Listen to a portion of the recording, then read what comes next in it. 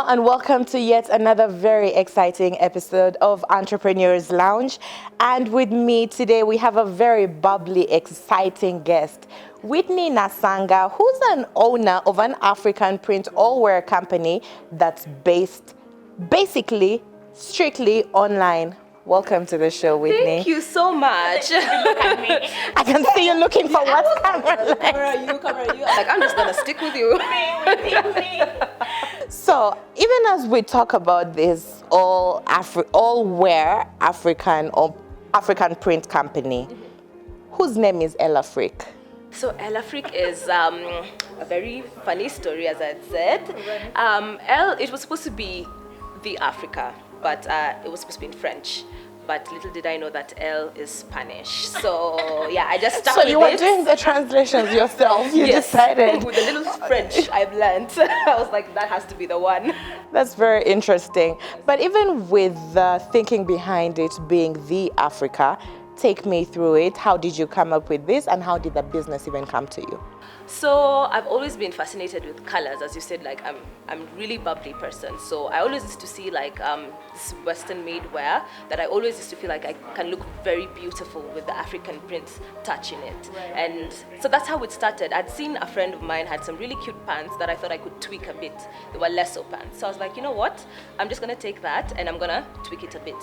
So she gave me the pants. She's like, yeah, sure, you just have it. Then I tweaked it, and that's how it all started. Someone saw the pants, like, where'd you get that from? Then I'm like, I made them. Wow. So that's the beginning. So someone who just like looks at someone else's clothes, just draws inspiration from them and said, you know what, I can make this look better. Ideally, another person would think this is a designer because you have a designer's mind, or they have a designer background. Is this the case with you, or how did your passion for just working with clothes come about? I've always been into fashion. Fashion has always been my thing. If you look at my bank account, majority of the thing goes into clothes. Right. So I have no design background whatsoever, but I just have a passion for fashion. So that's why. That's how it all started. At what point in your life did this happen? Was this in uni? Because you know in uni, that's when people are most stylish.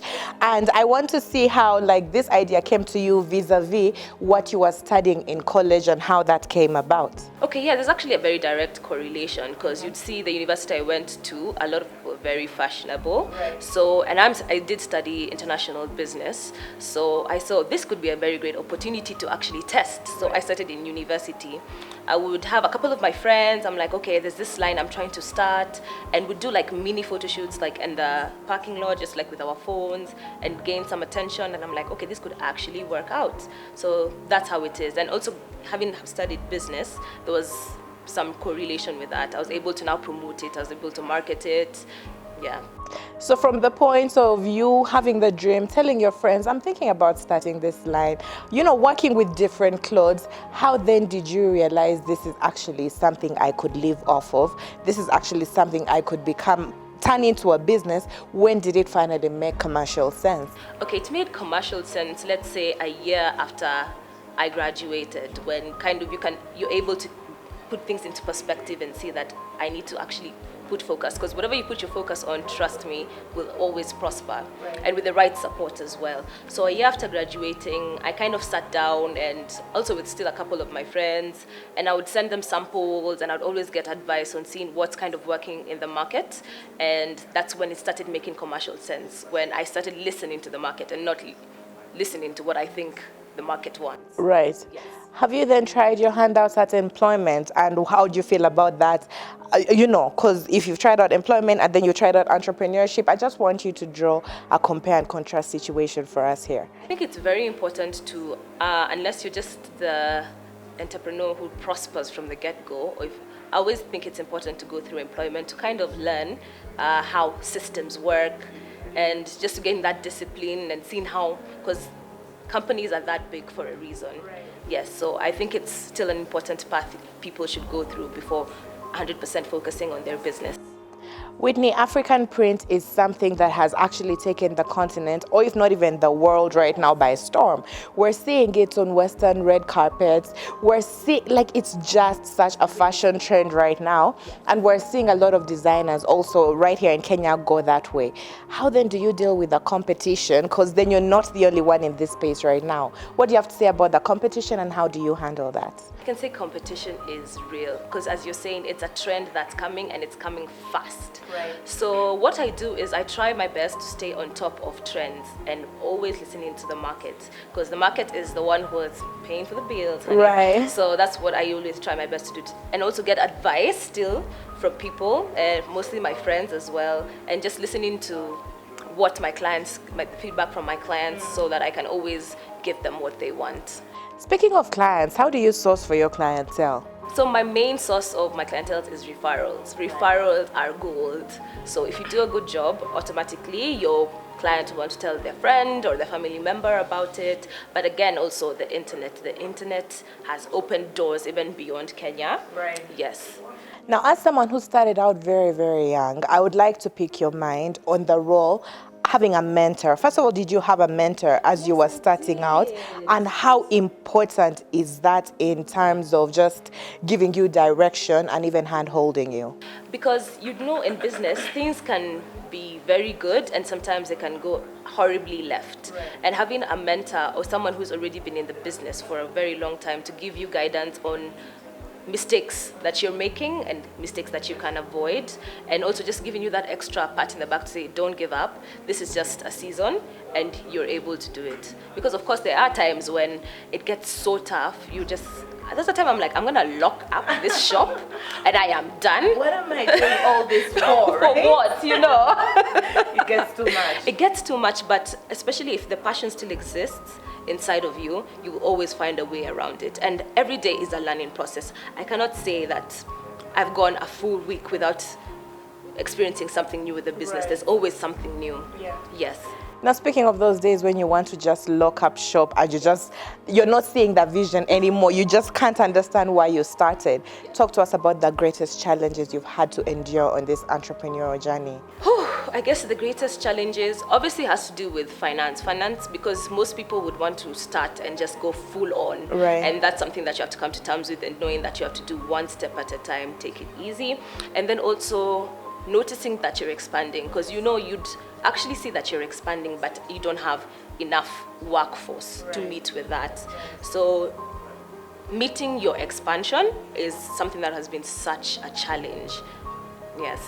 So when it comes to the dream and the vision for El Afrique, what's the long-term goal? Where do you want to see your online shop 5 years from now, 7 years from now? What's the vision?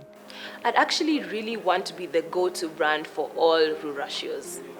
That is my target market, straight up. Because you see, the modern bride is not going for like the traditional kind of wear, because my brand deals with a lot of modern, chic, but we still also do traditional wear. So I want to be the number one top of mind. It's like, oh, I'm getting married soon and I need something to be tailored. Right. El Afrique is the place to go to.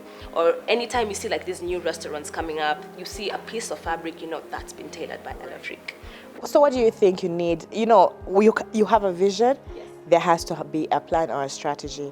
Right now, as you look at, because it's not something you had to think about, it's something you already knew at the top of your mind. I want to be the go-to place for rural shows. Then what's the game plan? What do you feel like you need to do to get to where you need to get?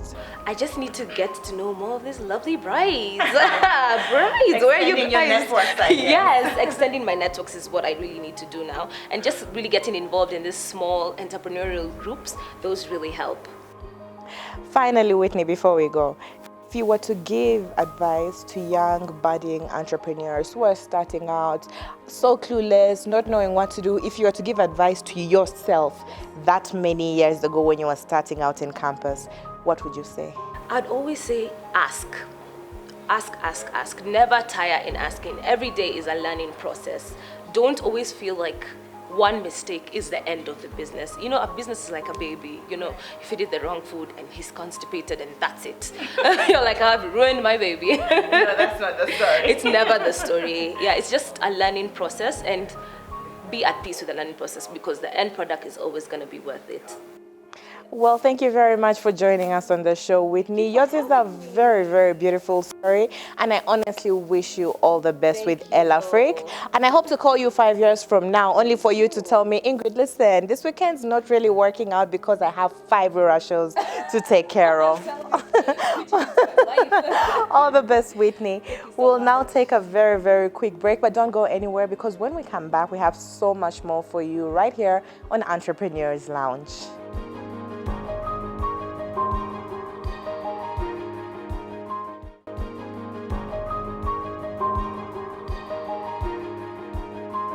Welcome back to Entrepreneurs Lounge, and my next guest is into digital branding, which in his own words, he says is a very, very fancy word for social media handler.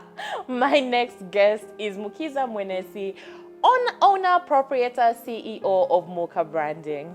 You're welcome to the show. Was I allowed to say that part? Thank you so much. Thank you so much for having me. And definitely, it is actually very true. When we talk about digital branding, it's a lot of just social media management. Right. That basically just means I need to be behind my laptop or phone and make sure everything is responded to on time. Okay. Yeah. With that quick breakdown of what it is that you do, how did you then come up with the idea of Mocha Branding? How did you even give birth to it? Funny enough, Ingrid, I didn't really start with the digital aspect of everything. Initially, my business plan and model was based around just branding. And when I'm talking about branding, I mean printing business cards, printing t-shirts, printing hoodies, and the likes. As I progressed through it, I realized you can only charge so much for an item, okay?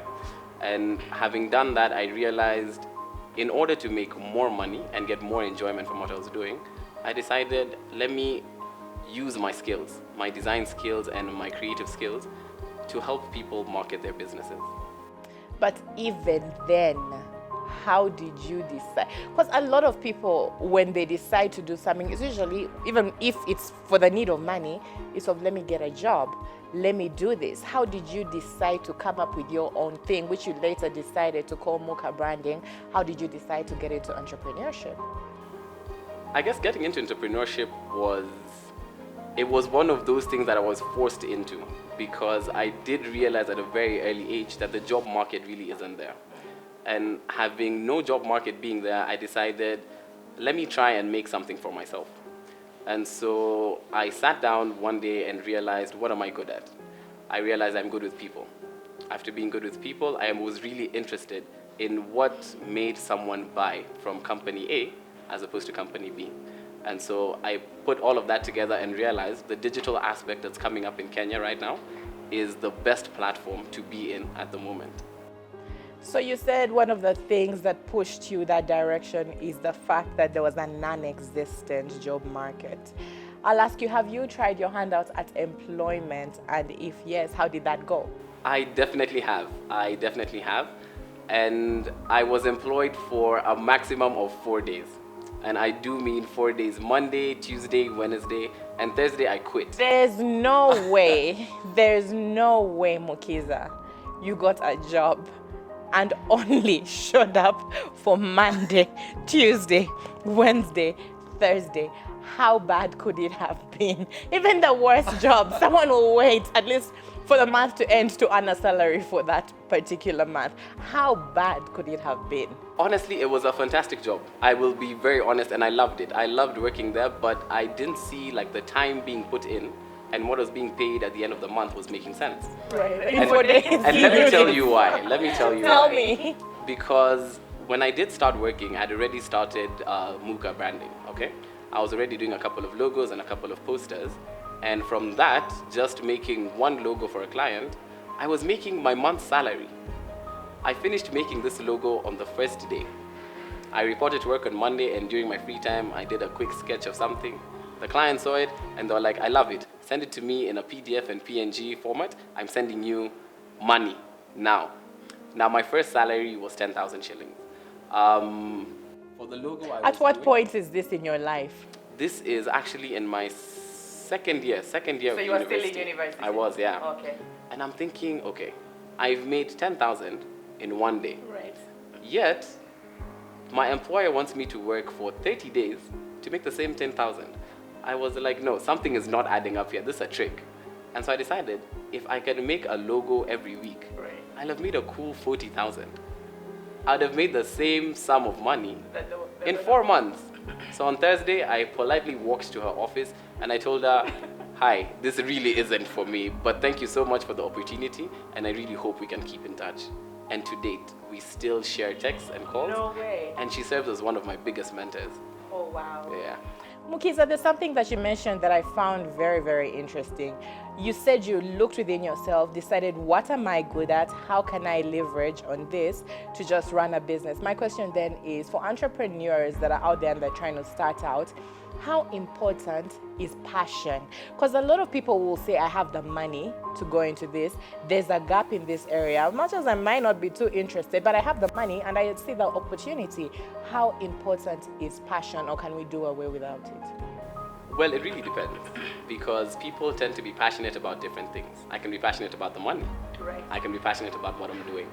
But as an entrepreneur, it's very important for you to put your priorities in line, all right? And so when I was starting my business, it wasn't really for the money, but the money came anyway. Right. And I tend to tell everyone who asks me, I want to jump into business, how much should I charge for X, Y, and Z? I tell people, fail forward. Right. When I got my first job, I had no idea what I was doing. I learned on the job. And this is a client on your neck telling you, deliver, deliver, deliver. And so I took the job because I was feeling like, okay, fine, I can do this. This is easy. I promise you, Ingrid, it was the biggest mistake of my life. The work was haywire and everything just went really bad. But I learned from it. And so I was passionate about what I was doing. Yes, it's very important. But also, just take the hits. Take the hits as they come. Right. Yeah. To speak specifically now about Muka branding, I want you to talk to me about the journey from when you were that university second year student, earning 10K per, whatever gig you were doing, to where you are right now. Just talk to me about the journey. Has it been worth it? When did it finally make financial sense? Just talk to me about where you've come from to where you are right now. All right. So I'd probably have to start this off from the beginning of how the idea of Muka did come about. Right. As I told you, it came about by 1, the need of money, and 2, the non-existent job market. From a very young age, I've always been setting targets, trying to achieve them. And I knew one of the targets I need to have is to move out of the house by a certain age, all right? When I was in my first year, I realized there's a market gap everywhere. We were very close to elections and everyone was getting things printed. And so I said, okay, fine. I know a couple of guys who are running for elections. Let me jump into this and print a couple of things and see how it goes. I did print a couple of t-shirts. I printed a couple of capes, and it went well. And I saw the first check I was given, and I was like, wow, okay. This makes sense. Like, this could actually earn me a living. I can do this. Yeah. And this is in my first year of university, and I'm feeling like I have money. I'm not asking for pocket money or accommodation or anything. Like, it's making sense. Now, what happened over the years is I realized that these markets are very saturated. Having been very saturated, I needed to put myself apart from everyone else. Right. And so that's when I actually did sit down and decided I need to put myself apart from what everyone else is doing. Everyone down, and sorry to say on River Road, everyone is printing. Yeah. It's the best example we're given. True. Why are you charging me X amount, yet everyone on River Road is charging Y amount? Right. So I had to sit down and figure out, how can I set myself apart? And so coming into the second year of business, I decided, let me commit the profits I've gotten to online courses. And so I paid for very many online courses to learn how to use basic design tools. This is Illustrator, Photoshop, Premiere Pro, and After Effects. Once I learned how to do that, I bought a camera and I decided, okay, fine. I have my camera, let me see what I can build from this. After getting my camera, I learned how to use a camera, obviously, and then I started doing very small projects. I'm a very big fan of attending these entrepreneurship summits and everything, and someone said, don't expect to be paid large sums of money for something a 6-year-old can do. When we jump into the digital marketing space, it's basically just the replying and posting of content. And so for me to charge a client X amount, say 20,000 for managing the social media, is a bit madness. Yes. So I decided, let me upsell everything. I know how to design, I know how to use my camera, I know how to make short films and everything. Let me put everything. You're a package deal. I give you everything. Exactly. One man stop shop. Exactly. So let's do this for a month, and if you love it so much, we're gonna jump into the second month at a better price. And so that is basically how the business has grown. That's so impressive. So even with that very inspiring story from where you started to where you are now, still what's the vision? Because I'm sure you're not done now. Do you already have your feet up and you're like, I'm done, I've made it in life? Are you there yet? Definitely not. What's the plan? I believe in always challenging yourself. And so I don't plan every 10 years, unfortunately. I'm a very short-sighted person. And so what I do... Year.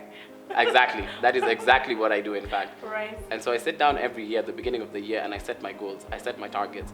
I ask myself, I've done this past year. What can I do next year? How can I impact someone else's life this year coming forward? So as someone who started up very, very young, grown with your business to where you are today, what are some of the key lessons you've really learned about entrepreneurship, and what would you do differently? Like, knowing what you know now, what would you do differently?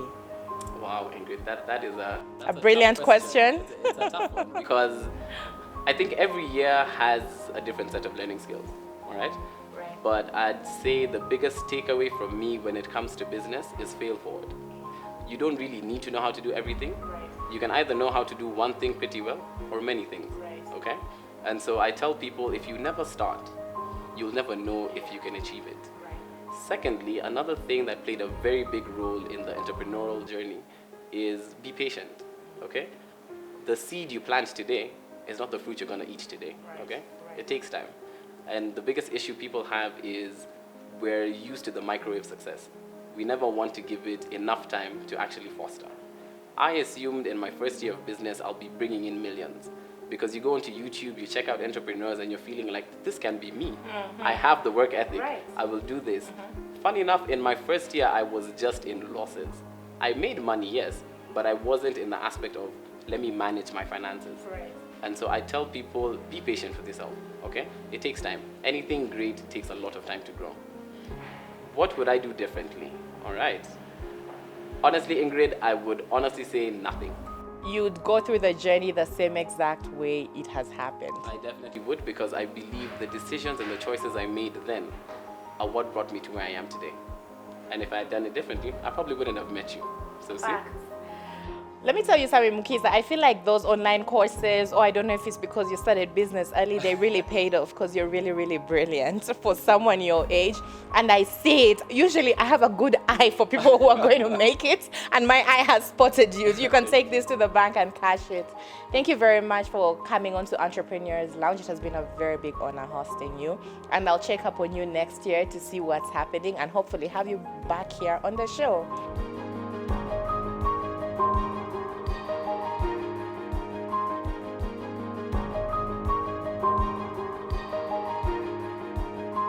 Welcome back to Entrepreneurs Lounge, and we're going to get right into our quickfire round.